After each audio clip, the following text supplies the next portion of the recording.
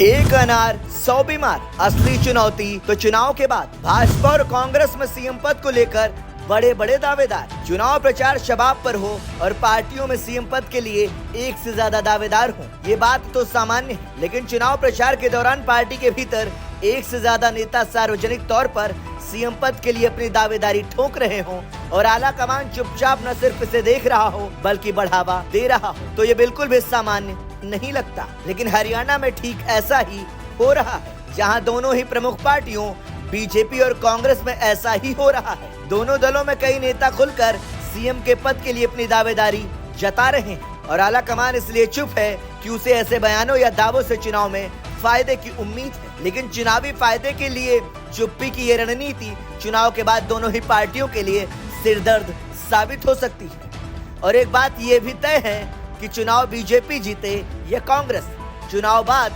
मुख्यमंत्री चुनना आसान नहीं रहने वाला। अक्सर चुनाव के दौरान पार्टियां मुख्यमंत्री पद के दावेदारों की सार्वजनिक बयानबाजियों पर लगाम लगाती, उन्हें गुटबाजी का डर सताए रहता है।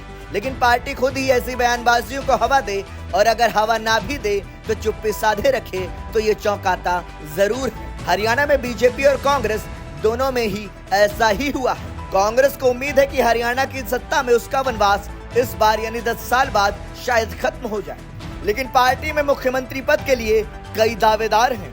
पूर्व मुख्यमंत्री भूपेंद्र सिंह हुड्डा तो है ही, सिरसा से सांसद कुमारी शैलजा भी हैं, गांधी परिवार के बहुत खास माने जाने वाले रणदीप सिंह सुरजेवाला भी हैं। दिलचस्प बात यह है कि शैलजा और सुरजेवाला दोनों में से कोई भी विधानसभा चुनाव नहीं लड़ रहा, सिर्फ भूपेंद्र सिंह हुड्डा ही असेंबली इलेक्शन लड़ रहे हैं। चुनाव के दौरान हुड्डा, शैलजा या सुरजेवाला सीएम पद पर दावेदारी को लेकर सार्वजनिक बयानबाजियों पर कांग्रेस की चुप्पी के पीछे रणनीति है। उसे इन बयानों से चुनावी फायदे की उम्मीद है। कुमारी शैलजा हरियाणा में कांग्रेस के दलित चेहरा है, वह भूपेंद्र सिंह हुड्डा की कट्टर प्रतिद्वंदी मानी जाती है। सिरसा से सांसद कुमारी शैलजा ने मुख्यमंत्री पद के लिए अपनी दावेदारी को खुलकर जताया है। टिकट बंटवारे में भूपेंद्र सिंह हुड्डा की चली। बताया जाता है कि विधानसभा चुनाव में कांग्रेस की 75 में से 80% सीटों पर उन्हें टिकट दिया है जिन्हें हुड्डा कैंप चाहता था। इस वजह से चुनाव के दौरान कुमारी शैलजा की नाराजगी की खबरें भी उड़ी, लेकिन उन्होंने अफवाह बताकर खारिज किया।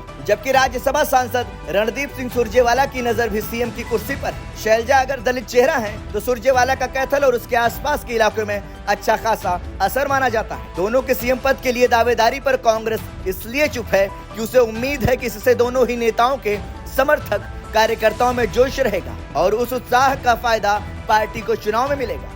यही कहानी बीजेपी में भी है। पार्टी पहले ही मुख्यमंत्री नायब सिंह सैनी की अगुवाई में चुनाव लड़ने का ऐलान कर चुकी, लेकिन केंद्रीय मंत्री राव इंद्रजीत सिंह और अनिल विज खुलकर मुख्यमंत्री पद की अपनी इच्छा जाहिर कर रहे हैं। बीजेपी आला कमान इस पर चुप है क्योंकि उसे लगता है दोनों नेताओं के सीएम पद को लेकर दावेदारी ठोकने से उनके समर्थकों का उत्साह बढ़ेगा और चुनाव में पार्टी को इसका लाभ मिलेगा। दरअसल राव इंद्रजीत सिंह अहीर हैं और अनिल विज पंजाबी। ये दोनों ही जातियां हरियाणा में कम से कम 20 विधानसभा सीटों पर हार जीत तय करने की क्षमता रखती हैं। इन दोनों नेताओं के जरिए बीजेपी इन दोनों जातियों को साधने की फिराक में है। राव इंद्रजीत सिंह का अहिरवाल इलाके में अच्छा खासा प्रभाव है। दूसरी तरफ अनिल विज राज्य में बीजेपी के सबसे पुराने चेहरे हैं। वो 2014 में भी खुद को सीएम पद के दावेदार के तौर पर पेश कर रहे थे, लेकिन बीजेपी आला कमान ने मनोहर लाल खट्टर को चुना था। खट्टर पहला कार्यकाल तो पूरा कर लिए लेकिन दूसरा नहीं कर पाए, उन्हें बीजेपी ने बीच में ही हटा दिया। पार्टी ने उनके ही खासम खास